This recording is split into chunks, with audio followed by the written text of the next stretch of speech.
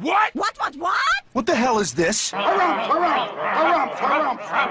I didn't get a harumph out of that guy. Give the governor harumph. Harumph? You watch your ass. I see you shiver with anticipation. Let the show begin.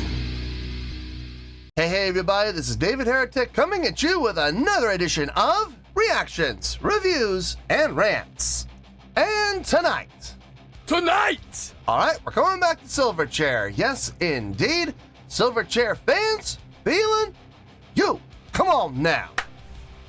Here we go. Before we go any further, for those of you who are feeling inclined to doing all of the clicks and the likes and the bibbidi-bobbidi-bob, do me a favor, before you do all that stuff, please watch the whole video first, okay? Give me a chance to actually earn those clicks and likes. Now, after the video's done, if you still feel like doing all those clicks and likes, then by all means, feel free to click away. This comes as a request from Ben Guevara, and Ben wanted to see me react to this song by Silverchair called Black Tangled Heart. Now, have I heard the song before? No, I have not. To the best of my knowledge, this does not resonate with me in any way, shape, or form. However, there's always a possibility I may have heard the song in passing and I just don't realize it. So as always, if I start listening to the song and I suddenly go, wait a second, yeah, I've heard this song before, I'll let you know. That's the truth. You know me, I'm gonna be honest with you guys. This was posted by Silverchair Official, okay? And the video has 66,000 views. It'll get you there. Other than that, there's really nothing else left to say. Link to the original video will be down below in the video description for your viewing pleasure at your leisure. Let's get started. What do you say? Are you ready? Are you ready? Because here we go. All right, here we go. Black Tangled Heart. That's all I got. Look, I'm just using the link that was given, okay? So if we're in the wrong spot, don't blame me, blame the requester. It does say Silverchair here, so I think we're probably in the right place. I guess we'll find out. All right, let's do this. All right, boy, let's do this.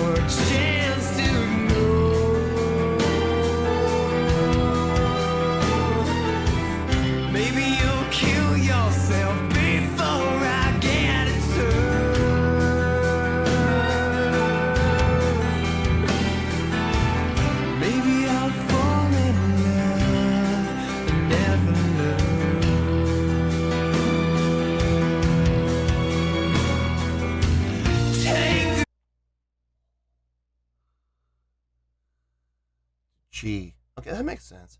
The chordal progression. It's interesting. I like it. I do like it. C major, resolving down, not up, but moving down to the E minor. Taking the long route. I like it. I like it. I like how that E minor is resolving. It's resolving on the E minor. It's usually it'd be like the other way around. You would usually start with the minor and resolve on the major. But this is flipping the script a little bit. I like it. Also, it's not always C to E. Now we're going like G down to D up to E. But it's always resolving on the E minor. Always. It doesn't matter where we start. We're always resolving on the E minor. It's very constant. It's like the North Star. You could absolutely, set course using that constant star. Same thing here. Doesn't matter where the song goes, it always comes back to the E minor. There's that consistency. You could absolutely rely on it. And that's kind of nice. It is kind of nice. We got a nice, relaxed 6/8 feel. Well, not even 6/8 feel. We're in 6/8. But we're in a nice, relaxed 6/8 time signature. Feels really nice. Honestly, I got no complaints about this. The strings are nice. I was trying to imagine this song just stripped down. Guitar, bass, drums. Just the three. I think it would sound fine, but the strings are definitely adding more layers. They're adding more voices. They're filling out the sound. I like it. I like the movement that's happening within the strings as well. Yeah, and vocally, very fitting. The style of vocals that he's doing in this song is fitting the song like a glove. Seriously, in all seriousness, no joke here. I'm enjoying this. I'm actually enjoying this. This is this is weird. I think this is the first Silverchair song I've had where I haven't had a complaint. I'm digging it. I'm digging it. Let's keep going.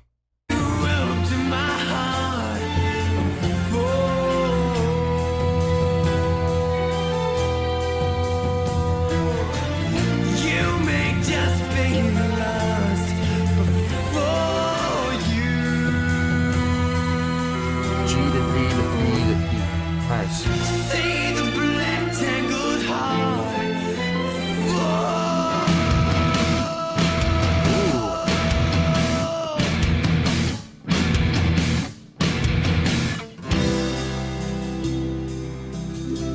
I like it. Okay.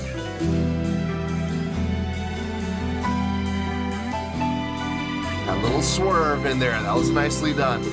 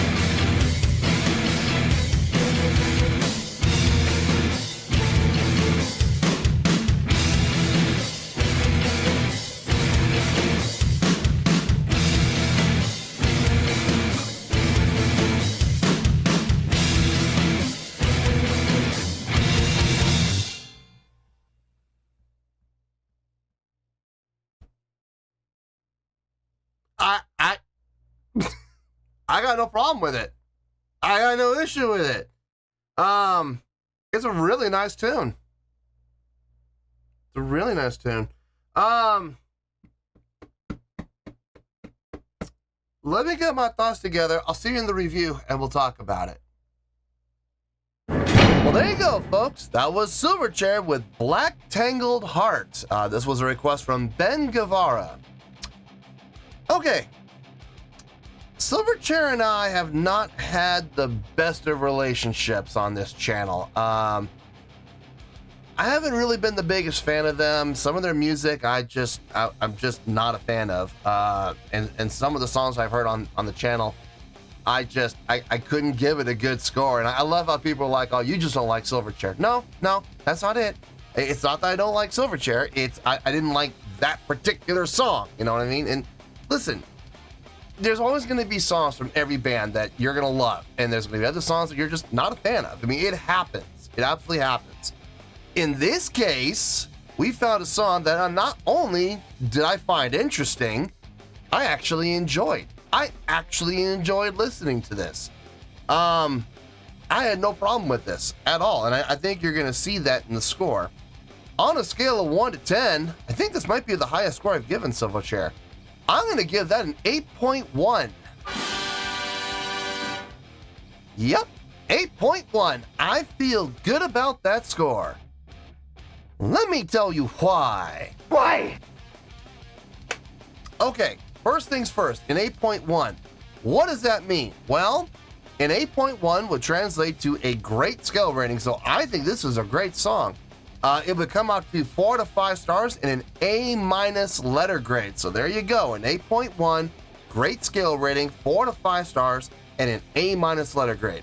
Now, how did I come up with that score? So glad you asked. Something tells me this song was written about halfway through the band's existence or later. There is definitely a maturity in the songwriting and arranging of this song. Other songs in the past when they were, just starting out and, they were full of ambition and they were writing songs that they liked. They were writing the type of songs that they wanted to hear. They were writing the type of songs that they just felt like they should be writing, for their own sake.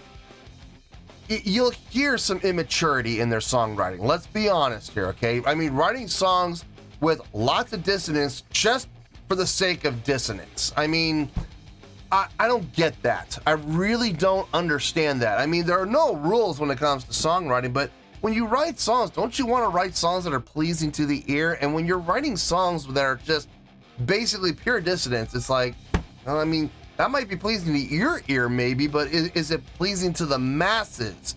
Is it pleasing to the general population? And the answer is no. No.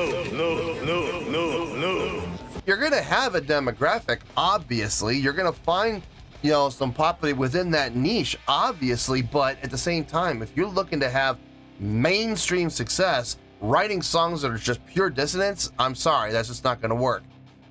Here is what I'm talking about when I talk about a growth and a learning curve and a maturity that comes with time. Now, I could be completely wrong, and this could be off the very first album. I mean, it very well could be. I don't know. But something tells me it's not. Something tells me this is third album, fourth album, fifth album, somewhere in there.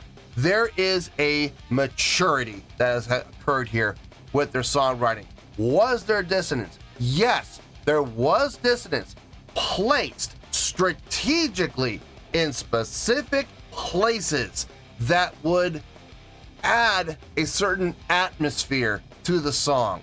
You would have those dark thunderclouds over in the horizon and you saw them coming. And then when they did hit, they hit you, but they didn't linger. They didn't stick around. They came in, they did their damage, and they left. And I got no issue with that whatsoever. As long as it resolved, and it did resolve every single time. So I got no problem with the dissonance in this case. I think it made perfect sense. And I think it was it was definitely a good idea and good implementation as well. The chordal selection in this song, I like this is gonna sound really weird coming from me, but having it resolved, it didn't matter where we started. It didn't matter if you started on C, it didn't matter if you started on G, and it didn't matter where you went. C to G to B to E, C to E, G to D to E. But it didn't matter where you moved within the song, you always resolved on E minor. Now, resolving on a minor, you would think for most people that wouldn't sound all that great. But here's the thing.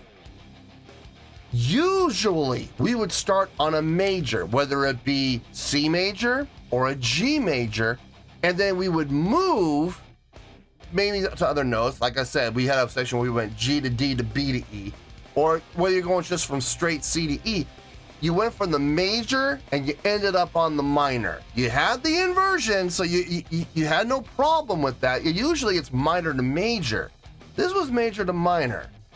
I personally think that's brilliant. I mean, that's not the norm. It's not the norm, but it is pleasing to the ear because you did have that switch. It didn't stay minor the whole time. It didn't stay major the whole time. We did have the switch. It was just reversed, and it's a little different than what you would expect or what you would, usually you would hear.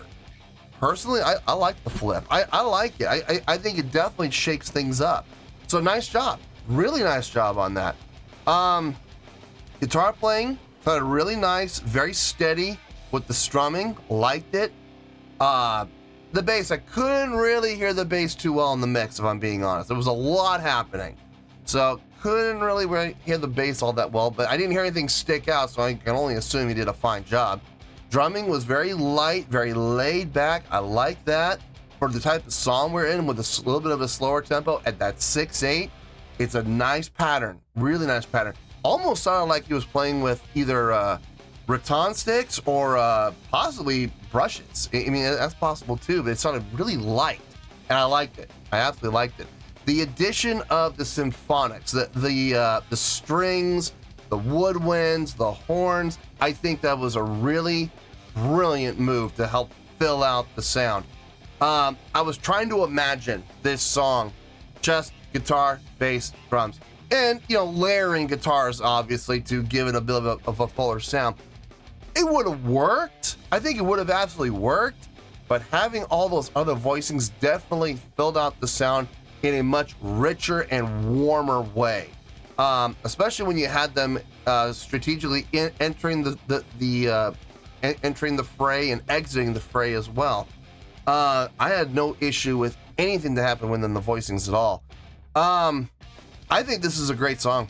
I really do. I can't believe I'm saying this about a Silverchair song. Because like I said at the beginning, Silverchair and I have not always seen eye to eye, but we definitely saw eye to eye on this song without question. And that's why I'm giving it the great score of 8.1. I feel good about that score, and that's where we're going to stay. So let's wrap everything up here in a nice shiny bow, shall we? We got an 8.1, which is a great scale rating, 4 out of 5 stars, and an A- letter grade. Take your pick. I don't care. Whichever one of those floats your boat. Final word, final score, I have spoken. Well, that's going to do it for this edition of Reactions, Reviews, and Rants. Hope you all enjoyed the show. Hopefully I was able to entertain you. If I was able to put a smile on your face and brighten your day, then I did my job, and I'm so glad I could do it.